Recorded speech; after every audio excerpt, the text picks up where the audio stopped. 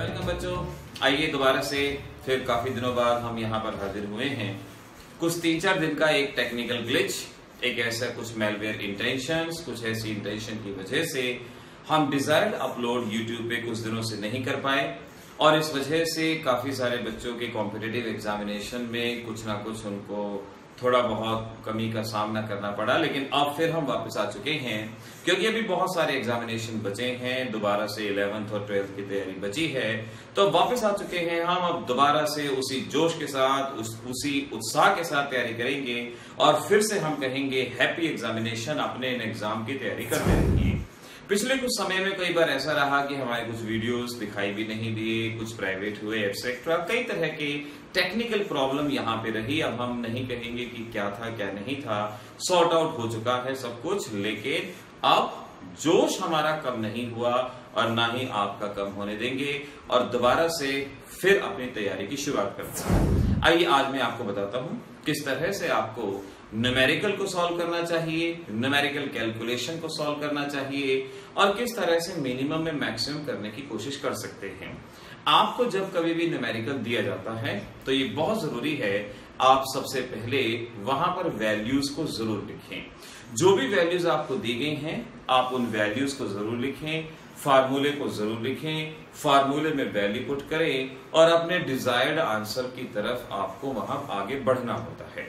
Board examination में step wise marking होती है, हर स्टेप के मार्क्स होते हैं, तो जो भी चीजें आपको दी गई हैं उसके अकॉर्डिंगली आपको अपने एग्जाम को सॉल्व करने की कोशिश करनी चाहिए। फार्मूला भी होना चाहिए, फार्मूले में वैल्यू भी पुट होनी चाहिए, तब आपका न्यूमेरिकल सॉल्व होगा। जब आप किसी चैप्टर की तैयारी करते हैं तो उस चैप्टर में न्यूमेरिकल्स में आने वाले सभी फॉर्मूलों को एक अलग से पेज पे लिख लीजिए।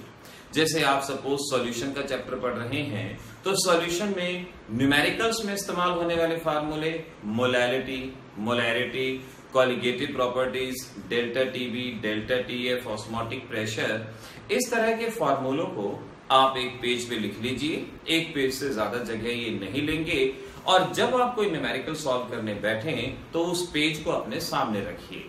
न्यूमेरिकल में जो भी वैल्यू दी जाती है उस वैल्यू को आप लिखते जाइए, अपने आप मालूम पड़ जाएगा कि कौन सा फार्मूला होगा जो आपको यूज करना है और फिर आप वैल्यू पुट करेंगे। कैलकुलेशन के बाद आपका जवाब आपके सामने आएगा। कैलकुलेशन के वक्त बहुत सारे बच्चे परेशान होते हैं, जैसे एग्जाम में कभी कभी कैलकुलेशन इस तरह से आ जाती है 4/109677 या अगर हम कहें 4/6.023 into 10⁻23। इस तरह से कई बार बच्चे देखते हैं कि ऐसे कैलकुलेशन में काफी बड़ी वैल्यू दी गई है, कॉम्प्लिकेटेड वैल्यू दी गई है और इस वजह से वो सिर्फ इतना का इतना आंसर छोड़ आएंगे, पूरी कैलकुलेशन नहीं करेंगे और डेफिनेटली अपने मार्क्स डिडक्ट करवाएंगे ही करवाएंगे।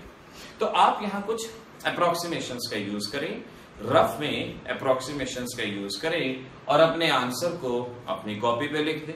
जैसे 4/6.023 तो आप रफ में सॉल्व करके देख लीजिए, इसको 6.0 into 10⁻23 मान के सॉल्व कर लीजिए। पावर अपने आप ऊपर जाएगी तो आप अच्छे से जानते हैं कि ये नेगेटिव में हो जाएगा और 4/6 को आप बड़ी आसानी से सॉल्व कर सकते हैं, ये आप बता सकते हैं। ऐसे ही अगर आपको कहा 4/109677, अब इस वैल्यू को सॉल्व करना है, नो डाउट मुश्किल है, काफी बड़ी कैलकुलेशन दिखती है और ऐसे केस में बच्चा इसको अवॉइड करना प्रेफरेबल मानेगा और इसको सॉल्व नहीं करेगा। लेकिन आप हिम्मत मत हारिए, आप अप्रोक्सीमेशंस यूज कीजिए। आप इसको ऐसे लिख सकते हैं 1.09677 into 10⁻5, आपने पॉइंट लगा दिया, पावर लगा दी। अब रफ में सॉल्व कर लीजिए। 1.09 अगर आपको दिया गया है सो यू कैन अंडरस्टैंड 0 है 9 है, आप इसको 1.1 into 10⁻5 लिख सकते हैं और इस तरह से इसके कंपैरिजन में ये कैलकुलेशन आसान रहेगी। एक्चुअल चीज ये थी, फिर हमने ऐसे कन्वर्ट किया और फिर अल्टीमेटली अपने आंसर को लिया। ये method competitive, multiple choice, JEE, NEET examination, इन सभी में बहुत हेल्पफुल है क्योंकि वहां 4 ऑप्शन होते हैं और आपके अप्रोक्सीमेशन के आंसर की वजह से आपको बहुत मदद मिलती है और आप बड़ी आसानी से उन चीजों को वहां पर सॉल्व कर सकते हैं। तो इस तरह से जहां भी डिवीजन वगैरह दिया जाता है तो डिवीजन को फुल फॉर्म में ना लेके 10 रेज़ टू द पावर की फॉर्म में लीजिए, सिंपलेस्ट फॉर्म में कन्वर्ट कीजिए और इस तरह से अगर आप रोज के 5 मिनट की प्रैक्टिस कर लेंगे तो इतनी 5 मिनट की प्रैक्टिस बहुत रहेगी।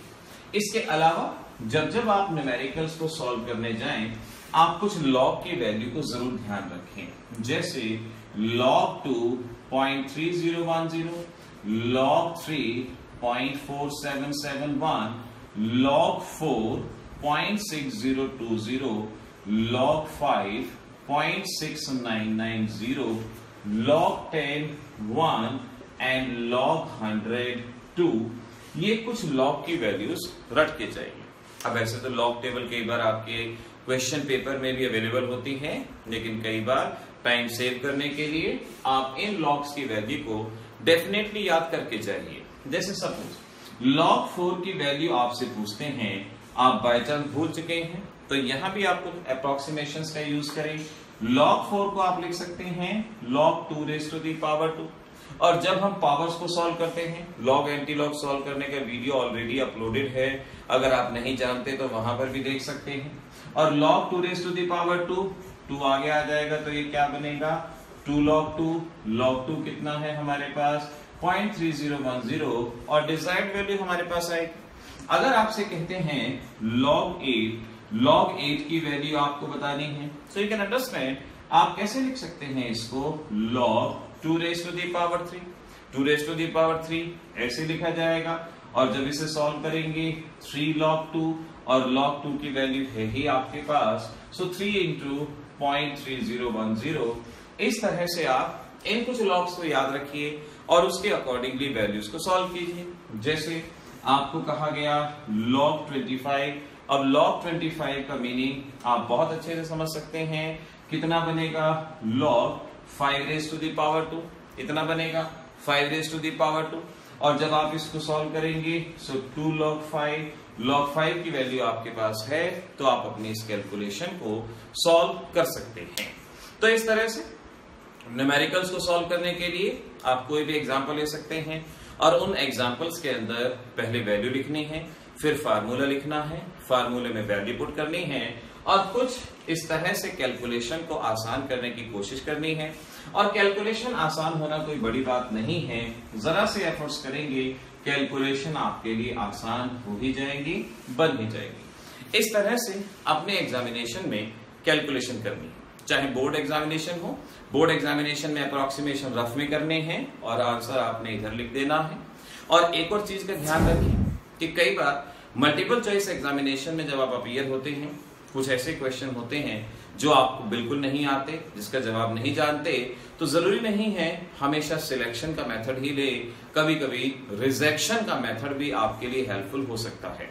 रिजेक्शन का मेथड क्या है कि आपके पास कोई भी क्वेश्चन दिया गया है तो आप उसमें से पहचान लीजिए भाई ये जवाब नहीं हो सकता, ये आंसर नहीं हो सकता, ये आंसर नहीं हो सकता। सो प्रोबेबिलिटी हमारे पास बच जाती है कि किस तरह से हम अपने राइट आंसर तक पहुंच सके, राइट आंसर को बता सके।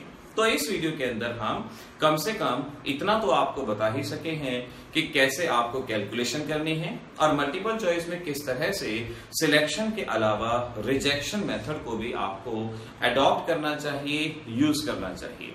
समय का जरूर याद रखें, समय पे जरूर ध्यान रखें। आप हर क्वेश्चन को कोशिश करें बिटवीन 1 to 2 मिनट्स, कोशिश तो ये होनी चाहिए कि विद इन 1 मिनट सॉल्व हो जाए ताकि बाद में करेक्शन का भी समय बचे।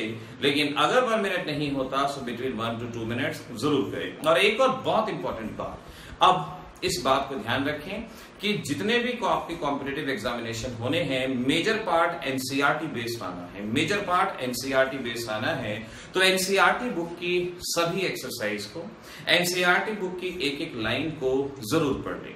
नीट एग्जामिनेशन आगे आने वाला है, तो नीट एग्जाम में अपीयर होने वाले कैंडिडेट से मैं ये जरूर कहूंगा कि वो एनसीईआरटी बुक की एक एक लाइन को पढ़ लें। मैं आपको बहुत दिनों से शॉर्ट नोट्स बनाने के लिए कहता रहा हूं, और अगर आपने शॉर्ट नोट्स पहले बना लिए हैं तो अब आपके लिए वो रामबाण सिद्ध होंगे, आपकी बहुत मदद करेंगे।